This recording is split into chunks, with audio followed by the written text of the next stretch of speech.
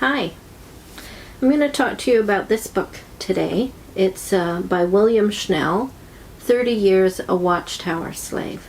It was written in 1956, or published in 1956.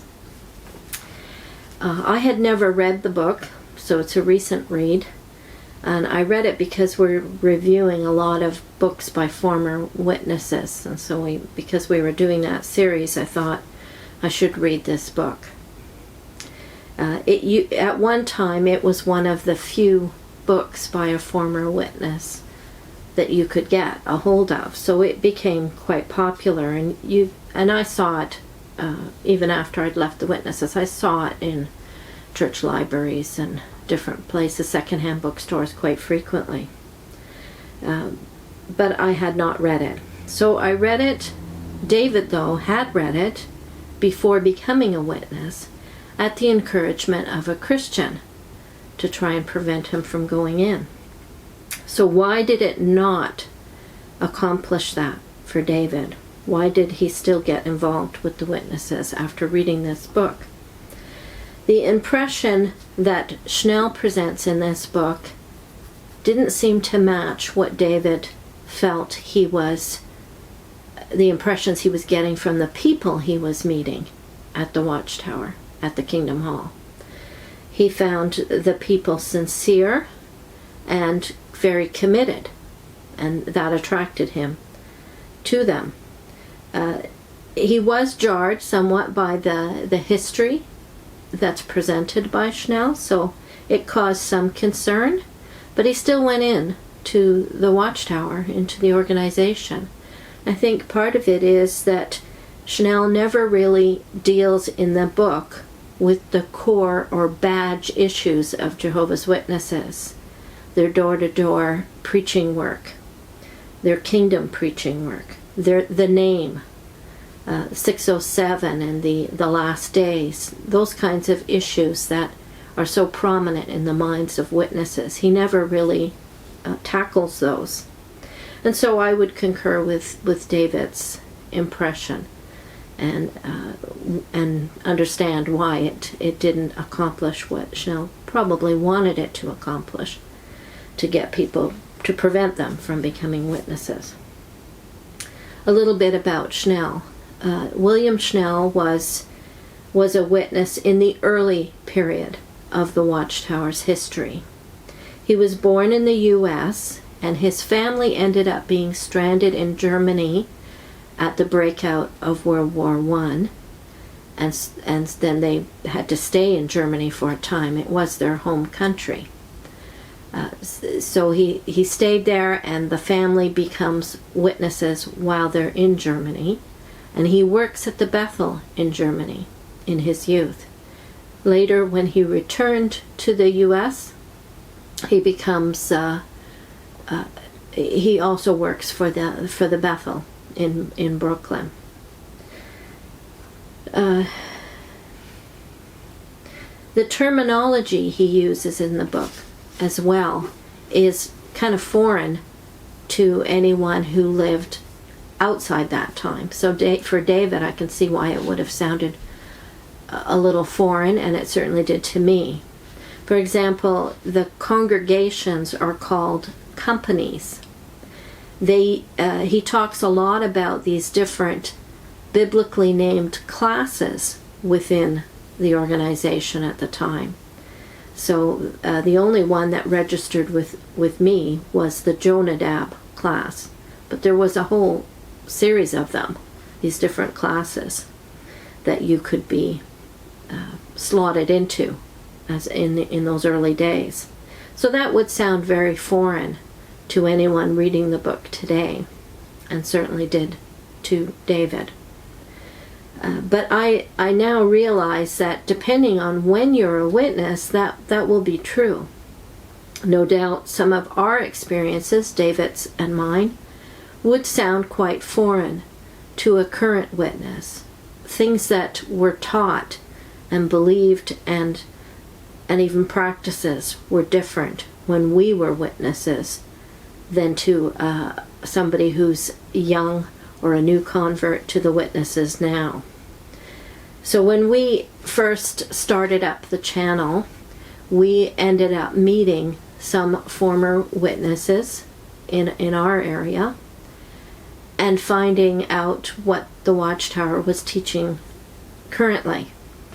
So they were telling us about the overlapping generations and some of the understandings of prophecies and how they applied to Jehovah's Witnesses.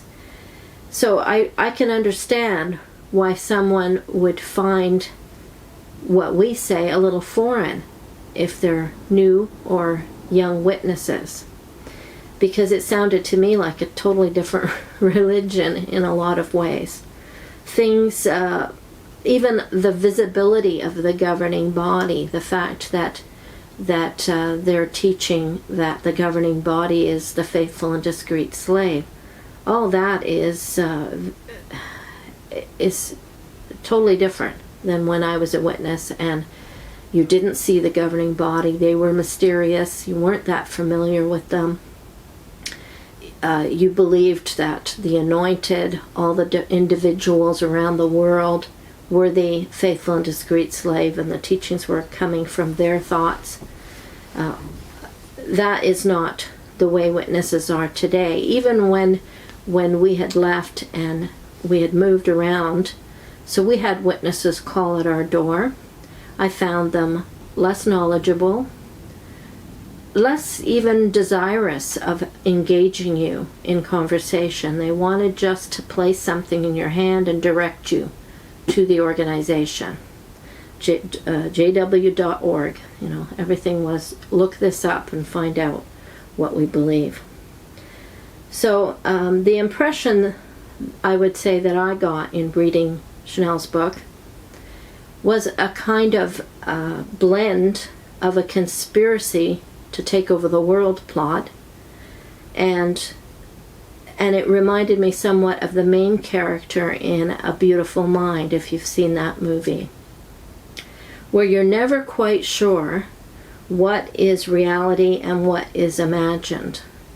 Schnell talks a lot about Watchtower spies in the organization and just his conceptions and his impressions.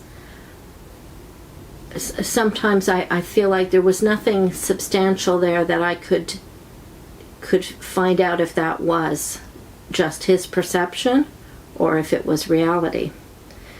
So I think he presents the organization as having some kind of master plan from the very beginning, a blueprint of desiring to make a business that was a tyranny, and that was its motive and its whole goal from the start. So I believe he gives the Watchtower way too much credit and too many smarts to establish this mastermind plan to take over the world as a religion.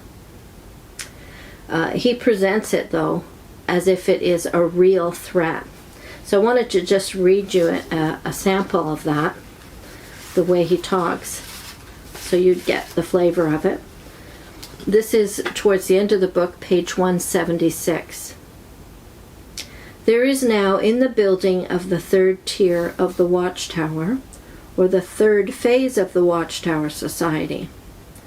The first phase was under the dictatorship of Russell from 1879 to 1914, with a wound unto death between 1916 to 1919.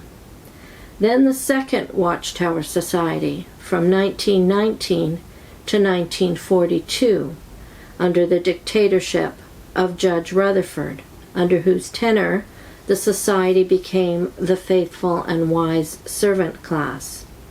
And finally, the third and present Watchtower Society from 1942 to 2942, so they hope, for 1,000 years, a new world society, a class society ruled dictatorially by a consortium of self-perpetuating directors.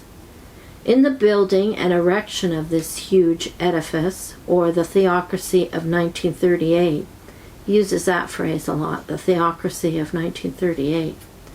The Watchtower Society hopes by the practice of its religion of buying out time out of individual lives for their purposes and making them report that time spent to them, and of selling books, booklets, and magazines for them and bring in the contributions, to draw millions of the earth into slavery to it, cracking its theocratic whip over their hapless backs, as generation cometh and generation goeth, for the next 1,000 years. Will they succeed? Then at the very end of the book, he gives this warning to Christians. He says on page 205, "You Christian men and women who worship God after the dictates of your conscience cannot conceive the depths of slavery into which have sunk the emissaries of the theocracy, who knock at your doors. Having been bereft of all individuality and of the guidance of the Spirit, they do not even know what is to become of them and where they are going. They are like zombies, half dead and half alive. Their feet mechanically tread their territories and their mouths automatically give utterance to the Watchtower slogan. I represent the Watchtower. I come to preach the kingdom message. I have a book to show you. It can be had for a contribution of 50 cents to defray your publishing, our publishing expenses. Yet with all their robot-likeness, they are dangerous. When you buy a book from them and give them 25 cents, you throw an automatic switch in their mechanical minds. Their eyes light up with the hope of a prospective victim. They see a chain of reactions. You have opened your mind for a back call. They see your home opened for a book study and your family and yourself exposed to a totalitarian vista. You may buy a book merely to support what appears to be a Christian work. Be not deceived. That is not the way Jehovah's Witnesses look upon it. They self-righteously feel they are taking spoils from you, uncircumcised Egyptians. When you buy a book from a Jehovah's Witness, you become to them, until you prove different, classified as a person of goodwill. Now automatically begins the employment of their system of things, you-word, and never ends until you either end the relationship with emphasis or become enslaved as a Jonadab and then a kingdom publisher, practicing the same religion of buying and selling, to which they previously have fallen victim. You first become a Jonadab of the lowest class in the theocracy. You are now a part of the feet of that image of the beast, half alive and half dead. You will now be made to think only what the Watchtower Society wants you to think, then carrying the mark of the beast on your forehead. And you will buy out from your living time, hour upon hour, to do work for the Watchtower Society. You will report the time you spend, and the nature of your work, and the result in a daily report slip, and thus you will carry the mark of the beast on your right hand. You are now enslaved. So I just found it a little over the top and a little paranoid in the way it is written. He wasn't out very long when he wrote the book. So I believe that the Watchtower is more reactionary than purposeful, as Schnell is presenting. I have more to say on this book, but we'll leave that for another video. I'm going to link you to a video I did on Animal Farm, the George Orwell book, and its parallels to the history of the Watchtower, and a second video that David and I did in reviewing Ray France's book, the second one, on Christian freedom, he has a section about Knorr. Knorr builds JW charitable business empire. And so I've linked those two. See you next time.